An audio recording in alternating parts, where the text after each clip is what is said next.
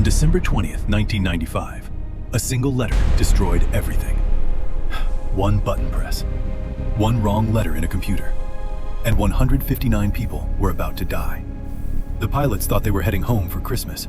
They had no idea they'd just sent their Boeing 757 flying toward a mountain at 500 miles per hour, in complete darkness, with no way to see what was coming. But here's what will shock you. The technology meant to save them actually helped kill them. The experienced pilots were there. The warning systems worked. The plane was perfect. Yet something went catastrophically wrong in a way nobody saw coming. This isn't just about one crash. This is about a secret flaw hidden inside every modern cockpit. A flaw that turned experienced pilots into confused passengers in their own aircraft. Tonight, I'm going to show you 3 things that will change how you see aviation forever. First, the tiny database error that nobody knew existed until it was too late. Second, the 12-second window where everything could have been saved, and why the pilot's instincts actually made things worse. And third, the shocking discovery that changed how every pilot flies today. The families still don't know the full truth. The aviation industry tried to bury the real story. But the evidence is all there in the cockpit voice recorder. Let me show you exactly how this happened. December 20th, 1995, Miami International Airport, Gate D33. American Airlines Flight 965 was supposed to be routine. A 3-hour flight to Cali, Colombia. Nothing special. Just another Boeing 757 carrying people home for the holidays. Captain Nicholas Tafuri sat in the left seat. 57 years old, Vietnam veteran. 13,000 total flight hours. He'd flown into Cali 13 times before.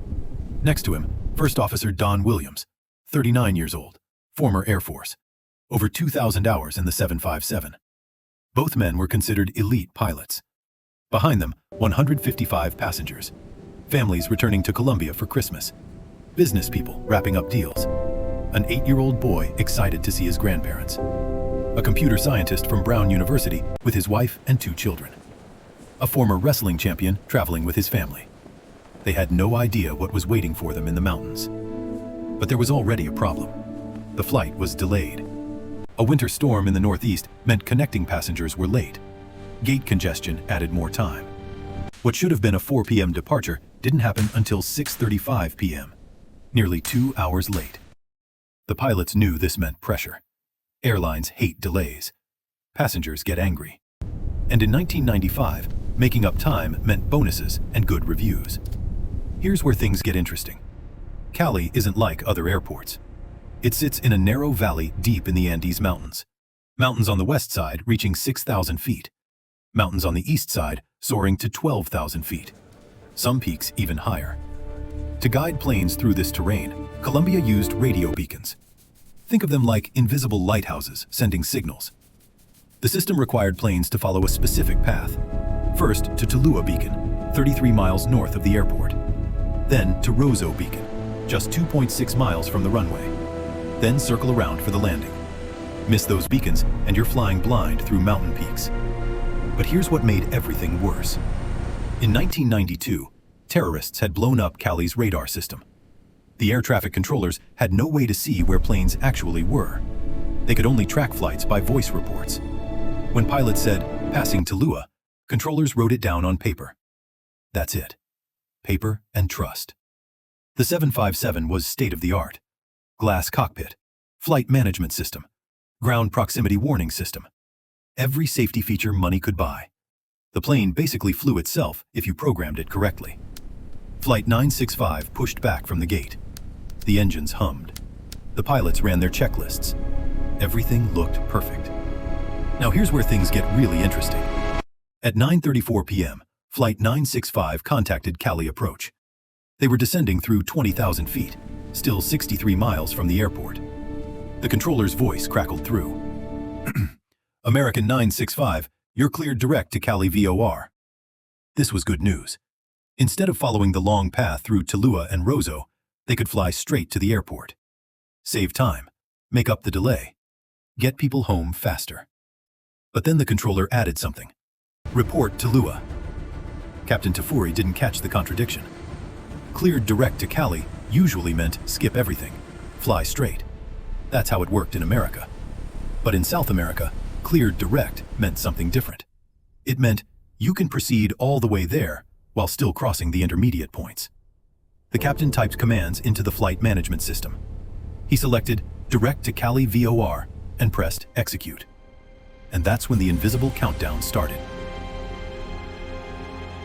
When you tell the flight management system to go direct to somewhere, it deletes everything in between. Tallua disappeared from their display. Roseau disappeared. The computer erased the breadcrumbs they needed to follow. Imagine driving through fog with GPS. You're following the route.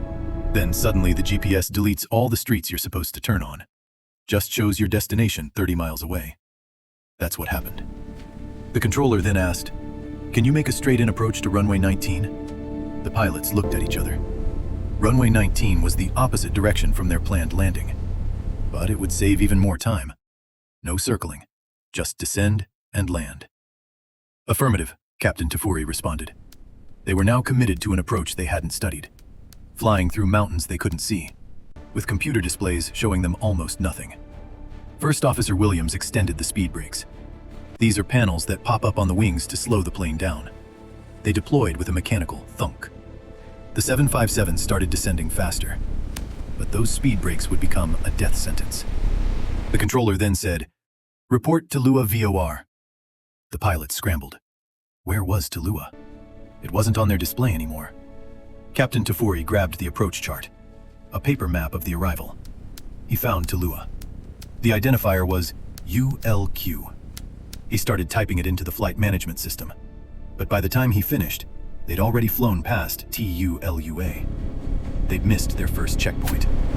Now they were descending blind through a mountain valley with no idea where they actually were. "Let's go right to Roseau," the captain said. Roseau was the next beacon, the one just before the runway. If they could find it, they'd be okay. This is where the secret mistake happened, the one nobody knew about.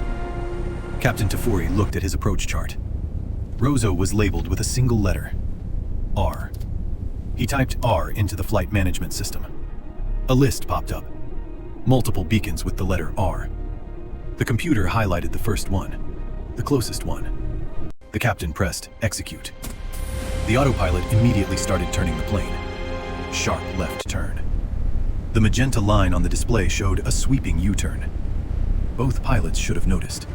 Both pilots should have said something. That's what training teaches. Cross-check everything.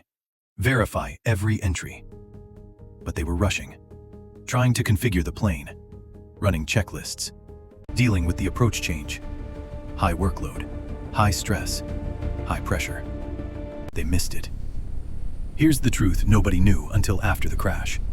Colombia had assigned the letter R to two different beacons. One was Roseau near Cali. The other was Romeo near Bogota, 132 miles away.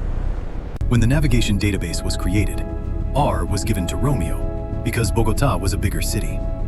Roseau couldn't use R anymore, so the database made pilots type out the full name, R-O-Z-O. But the approach chart still showed R for Roseau. Nobody told the pilots about this difference. Nobody thought it mattered. Captain Tafuri thought he'd selected Roseau. The computer sent them to Romeo. The autopilot dutifully turned the plane northeast toward Bogota, directly toward the highest peaks of the Andes. The 757 was now flying away from the airport, away from safety, straight toward a 9,000-foot mountain called El Diluvio, the deluge, and the pilots had no idea. But if you think that's crazy, wait until you hear this. The plane kept descending, 17,000 feet, 15,000 feet, 13,000 feet. In the cockpit, confusion grew. The displays weren't making sense. The navigation system showed them turning away from Cali, but the pilots assumed the computer knew something they didn't. This is what we call automation bias, when humans trust machines more than their own judgment. The pilots had been trained to rely on the flight management system. It was supposed to be smarter than them, more accurate, faster. So when the magenta line showed a turn, they followed it. "Where are we?" First Officer Williams asked. Captain Tafuri didn't have a good answer. The approach chart showed Roseau should be straight ahead, but the computer was turning them left. They'd lost what pilots call situational awareness. They didn't know where they were. They didn't know which way the airport was. They didn't know mountains were directly ahead. The air traffic controller, watching his paper strips and listening on the radio, asked for their position. "What's our distance?" he asked. The pilots couldn't answer accurately. They were too busy trying to figure out what was happening. At 9:41:02 p.m., the controller asked, "Distance now." 965, 9,000 feet, the captain replied, giving altitude instead of distance. 9,000 feet. Still descending. In a valley where mountains reached 12,000 feet. Here's what makes this even more tragic. The plane had a ground proximity warning system. This device uses a radar altimeter to measure height above ground. If the plane gets too close to terrain, it screams a warning. But the system had a fatal flaw. It could only look straight down. It couldn't see ahead. If a mountain slope rose quickly in front of you, the system wouldn't warn you until you were almost on top of it. The Boeing 757 was flying at 240 miles per hour. At that speed, you cover a mile every 15 seconds. At 9:41:15 p.m., the ground proximity warning system finally activated. "Terrain, terrain, whoop, whoop, pull up, pull up." The electronic voice was urgent, mechanical, terrifying. Both pilots reacted instantly. First Officer Williams grabbed the controls and disengaged the autopilot. Captain Tafuri pushed the throttles to maximum power. The engines roared to takeoff thrust. Williams pulled back hard on the yoke. The nose pitched up 20 degrees. The stick shaker activated, vibrating the controls to warn of an aerodynamic stall. They were doing everything right, everything by the book. Maximum power, maximum pitch, fighting for every foot of altitude. But they made one fatal mistake. Nobody retracted the speed brakes. Remember those panels that popped up to slow them down? They were still deployed, fully extended, creating massive drag, killing their climb performance. Think of it like trying to run up a hill with a parachute attached. The engines were screaming at full power. The plane was trying to climb, but the speed brakes were holding them back. If either pilot had simply reached down and pulled the speed brake lever, they probably would have lived. Post-crash analysis showed something heartbreaking.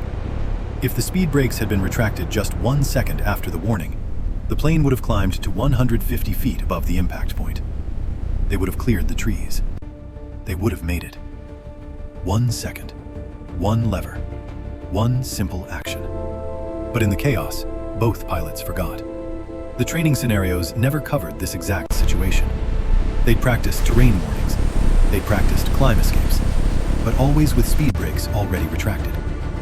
This combination, terrain warning during approach with speed brakes deployed, had never been simulated, never trained, never discussed. The pilots were flying on instinct and memory, and that tiny detail, that one oversight, doomed everyone. Here's the terrible math.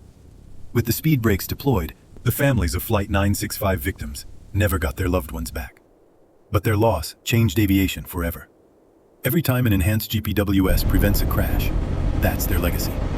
Every time speed brakes automatically retract during a terrain warning, that's 159 people who didn't die in vain. But here's the uncomfortable truth. We'll probably never eliminate aviation accidents completely. As long as humans and machines work together, there will be gaps. There will be misunderstandings. There will be scenarios we haven't imagined yet. The goal is to learn from every close call, to study every incident, to share information, to never assume we've figured it all out. Because the moment we get complacent, the moment we stop learning, that's when the next tragedy happens. Before we wrap up, there's one final thing you need to know. In 2021, a documentary was released that challenged everything we thought we knew about Flight 965. A former British Airways captain named Tristan Lorraine spent 20 years investigating the crash. He had a controversial theory, one that the official investigation never seriously considered. What if the pilot's confusion wasn't just about the computer? What if something was wrong with them physically? Lorraine discovered something disturbing in the Boeing 757's design. The left engine had a known oil leak problem. That same engine provided breathing air to the cockpit. If oil leaked into the air system, it could contaminate what the pilots were breathing. He found warnings on the oil containers. Do not breathe mist or vapor from heated product. Risk of cancer. Suspected of damaging fertility. His theory? The pilots were being exposed to contaminated air. This could have impaired their cognitive function, made them slower to react, caused the confusion and errors. Lorraine interviewed survivors and family members. He found documentation that Boeing knew about the oil leak issues. He created a 3D recreation of the flight path, showing moments where the pilots seemed unusually confused. Is he right? The aviation industry strongly disputes his theory. The official investigation found no evidence of contamination. Boeing says the oil leak issue was unrelated. Most experts remain skeptical. But Lorraine raises an uncomfortable question. What if we're too quick to blame pilot error when something else is wrong? Throughout aviation history, crashes get labeled pilot error when investigators can't find a mechanical cause. But what if the mechanical cause is subtle? What if it's something we don't know how to test for? In 1982, Eastern Airlines 401 crashed in the Everglades. Investigation said the pilots were distracted by a landing gear light. Case closed.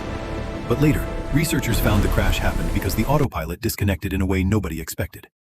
The pilot error verdict was incomplete. In 1988, Aloha Airlines 243 lost part of its roof in flight. Initial reports suggested poor pilot decisions. Later investigation revealed metal fatigue the maintenance inspections had missed. Could something similar have happened with Flight 965? We may never know for certain. But here's what we do know. The 4 survivors all remember the same thing. The plane suddenly turning left when it should have gone straight. The confused voices in the cockpit over the intercom. The terrain warning. The violent impact. Mercedes Ramirez and her 6-year-old daughter survived. They were thrown from the wreckage and found each other in the darkness. They waited hours on the mountainside for rescue. Michelle Dusan was 19 years old, heading home to see family. She woke up in the wreckage with a broken leg and severe injuries. She heard screaming. She heard people calling for help. And gradually, the sounds stopped. The rescue operation was a nightmare. The crash site was on a steep mountain slope. No roads, no landing zones. Helicopters struggled with the altitude and weather. Miami-Dade Fire Rescue sent an urban search and rescue team.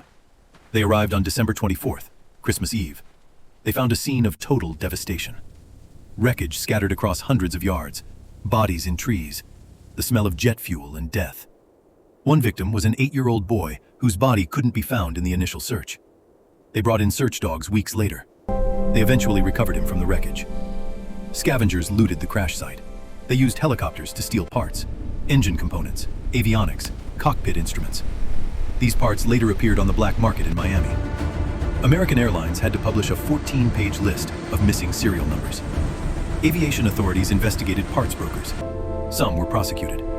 But many of the stolen components were never recovered. The psychological impact on survivors was devastating. Michelle Dusan suffered survivor's guilt for decades. Why did she live when parents, children, families sitting near her died? Mercedes Ramirez struggled with the memories. Her husband died in the crash. Her other children lost their father. Every December 20th brought the trauma back.